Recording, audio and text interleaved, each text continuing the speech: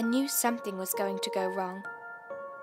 Before we got on the ship, I knew something was going to go wrong. The newspaper said so. I read the article over and over again, and my stomach was full of butterflies. Not the type of butterflies I'd get when Daddy would take me to the fair. No, these were different butterflies. They felt spikier. I tried to tell Mummy and Daddy, but they didn't believe me. They said it was just the nasty Germans trying to scare us. Nasty Germans who wanted to win the war. I've never seen a German. Mummy doesn't let me read about them, but I can imagine them. Scary men with dark, creepy eyes and leather jackets that make them look like snakes, all greedy and wanting the world for themselves. I didn't believe them, though. I believed what the newspaper said. Travellers intending to embark on the Atlantic voyage are reminded that a state of war exists between Germany and Great Britain. Vessels flying the flag of Great Britain are liable to destruction. Travellers sailing in the war zone do so at their own risk. But Mummy and Daddy threw the newspaper away and packed up our things ready for the journey home. I was so excited to see my Gran back in Liverpool. But still, I couldn't ignore the spiky butterflies in my stomach. Nothing really happened for the first few days. I put on my pretty dresses to go for meals at night and spent the days walking around the deck with Daddy. I'd wear my big puffy dresses, the ones that made me feel like a princess, and the ship was my very own kingdom. I used to stand on the balcony and look down at all the people laughing and dancing. They all looked so beautiful.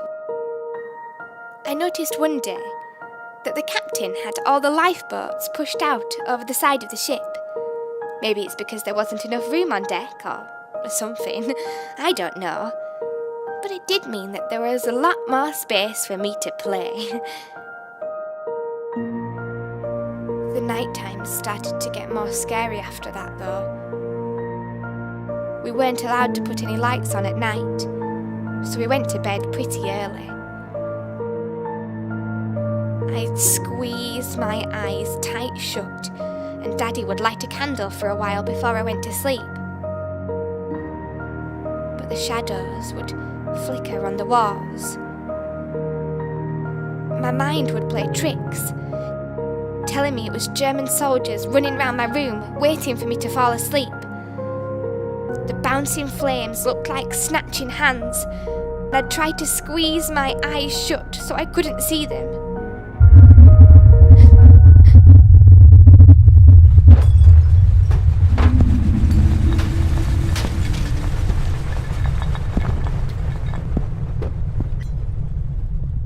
That can't be right, because it felt like day, but it looked like night. And I was sitting on my bed, and I heard people screaming and shouting. I could feel the butterflies going crazy now. There was no room for any more.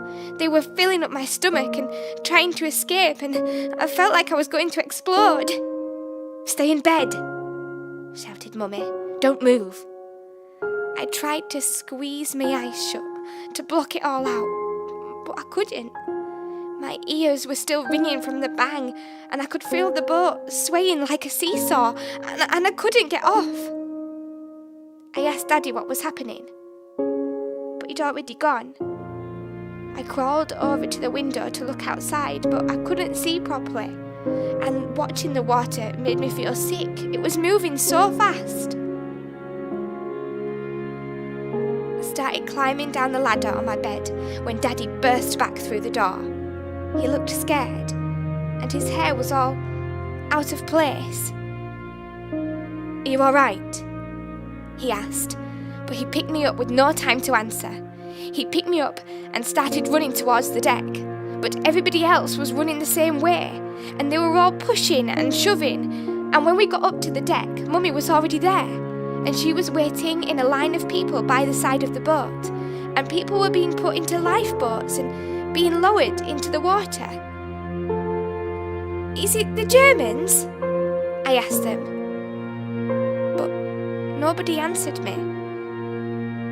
Then my stomach turned upside down. The butterflies doubled in size, and I felt my daddy's arms wrap even more tighter around me. "Just look at me," he said. "Don't look around you." And I felt Mummy wrap her arms around me too, and I could smell her perfume. And the screams got louder, and I could smell the seawater stronger than I could before. And I just kept looking at Daddy, and he made the butterflies go to sleep in my stomach. And I felt him swaying me in his arms, and I let my head fall onto his shoulder. And I felt each butterfly drop, one by one.